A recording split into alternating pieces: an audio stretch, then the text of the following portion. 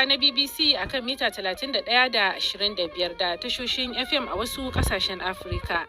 Zulaiha Abubakar ke fata kun wani lafiya cikin shirinmu na karfe 8:30 agogon Najeriya da Nijar, wato 7:30 kenan agogon GMT da Ghana. To a cikin shirin na wannan lokaci za ku ji shugaban kasar Ukraine Volodymyr Zelensky ya ce akwai sauran batutuwa biyu da ba a daddale su ba a tattaunawar da suke da Amurka game da kudurin zaman lafiya. A Gaza, mahaifiyar wata yarinya 'yar wata 8 da ke sansanin gudun hijira ta shaidawa BBC cewa jaririyarta ta mutu sakamakon tsananin sanyi da ruwan sama mai ƙarfi. An sanar da waɗanda suka lashe gasar hikaya ta sashen Hausa na BBC yayin wani biki ɗazu-ɗazun nan a Abuja. Har ila yau a Najeriya, hukumar tsaro ta farin kaya DSS ta saki wasu Fulani da ta kama yayin dawowa daga Saudiya inda suka je aikin hajji da ya gabata.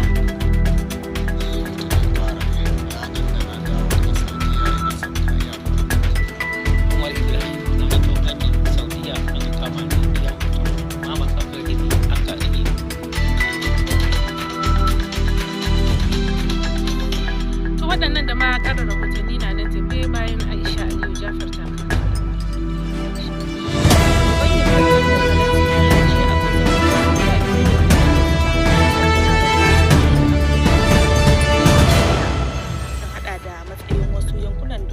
har yanzu ke ƙarƙashin ikon Ukraine da kuma makomar tashar mashin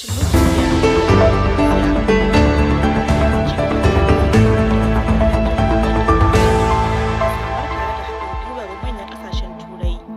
Zelensky ya jaddada cewa duk wani mataki na batun sallama wani yanki da aka amince da shi a ƙarshe dole ne sai an gabatar wa Ukraine domin a yi zaben raba gardama. Zelensky said that the US was pushing for Ukraine to withdraw. Wakilin BBC ce Zelensky ya ce Amurka na matsawa Ukraine lamba ta janye daga yankin Donbass, wani yanki da Rasha ta kusa mamayewa. Sakataren janar na kungiyar tsaro ta NATO ya gargaɗin cewa wajibi ne kasashen kungiyar su shirya wa yaƙi a wani mataki kwatankwacin wanda kakannin su suka fuskanta. Yake gabatar da wani zazzafan jawabi a birnin Berlin, Marco Rutte ya ce mutanen dama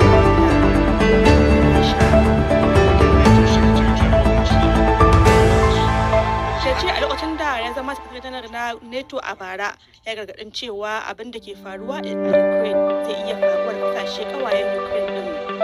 Makaruta ya kuma yi kira ga kasashen Turai su gaggawar kara kudaden da suke kashewa a wannan tsaro. Wata kungiyar magoya bayan kwallon kafa ta yi kira ga hukumar kwallon kafa ta duniya FIFA da dakatar da sayar da tikitin zuwa kallon gasar cin kofin duniya saboda abin da kira farashin da ya wuce kima.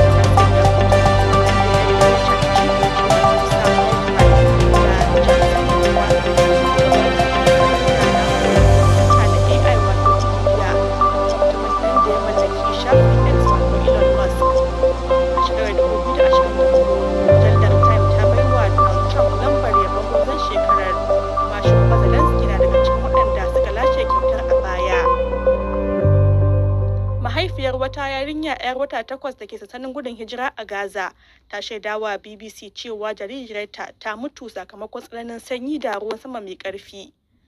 Hijir Ibrahim Abu Jazar ta ce ta tashi da tare da 'yarta Rahaf ba ta numfashi. Ta ce Rahaf ta ɗan samu lafiya amma tana fama da rashin isasshen abinci mai gina jiki. An dai samu ambaliya a ɗaruruwan tantunan da ke baiwa iyalan da suka rasa matsugunansu mafaka sakamakon ruwa da ake yi da kamar da bakin ƙwarya a kwanaki biyu da suka gabata a Gaza. To ƙarshen labaran duniyar kenan. To a gaishe da Aisha Aliyu Jafar da labaran duniya daga sashen Hausa na BBC.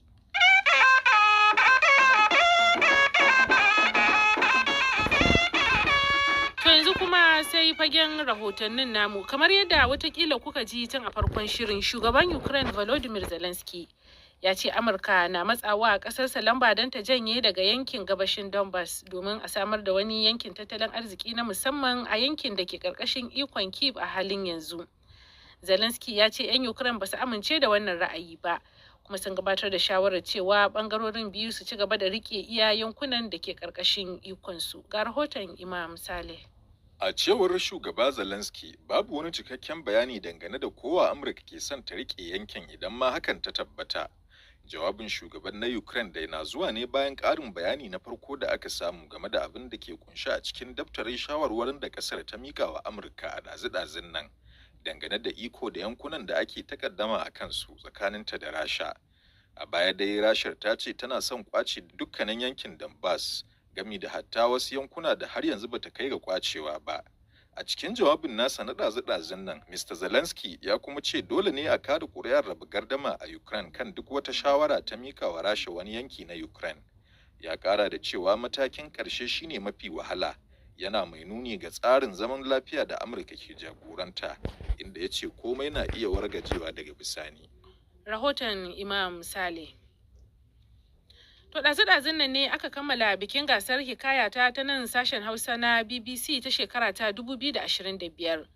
Manyan mutane da sauran masu bibiyan sashen ne suka halarci bikin da aka gudanar a Abuja, babban birnin Najeriya, inda aka sanar da sunayen gwaraza uku da suka zo na ɗaya da na biyu da na uku a gasar ƙagaggun labaran da BBC Hausa ke shiryawa a kowace shekara. Kai tsaye yanzu haka ina tare da abokiyar aiki na Badriya Tijjani Kalarawi, wadda za ta tattauna da alƙalan wannan gasa. To Zulaiha, barka da aiki, kuma masu sauraron mu barkanmu da wannan lokaci. Tabbas yau mun gama gasar hikaya ta karo na 10 a jere da BBC Hausa take shiryawa, kuma a nan ɗakin mu na watsa shirye-shirye ina tare da alƙalan da suka jagoranci wannan gasa. Daga hannuna na dama akwai jagora a cikin zirke Farfesa Asabe Kabir Usman, sai kuma a kusa da ni Hajiya Sadiya Antin Kaduna wacce marubuciya ce. Daga hannun haguna kuma ina tare da malami na Farfesa Yakubu Magaji Azare. Baki muna muku barka da zuwa. Farfesa Asabe, idan zan fara da ke, ku za ki sanar da waɗanda ba su samu damar zuwa wannan gasa ba, shin su wane ne suka yi nasara a wannan gasa? Assalamu alaikum. Wa alaikum salam. Waɗanda suka yi nasara mun dai samu rubuce-rubuce guda 30.